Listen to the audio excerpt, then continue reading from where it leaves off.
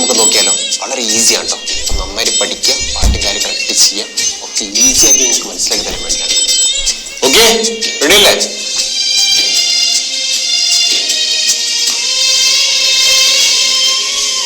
പാട്ടെന്ത് വേറെവിടെ വെന്നപ്പോൾ നിച്ചേത് ഔ എങ്ങനെ വൈ എന്തിന് എന്തുകൊണ്ട് വാട്ടെന്ത് വേറെവിടെ വെന്നപ്പോൾ നിച്ചേത് ഔ എങ്ങനെ വൈ എന്തിന് എന്തുകൊണ്ട് വാട്ടെന്ത് വേറെവിടെ വെന്നപ്പോൾ നിച്ചേത് ഔ എങ്ങനെ വൈ എന്തിന് എന്തുകൊണ്ട്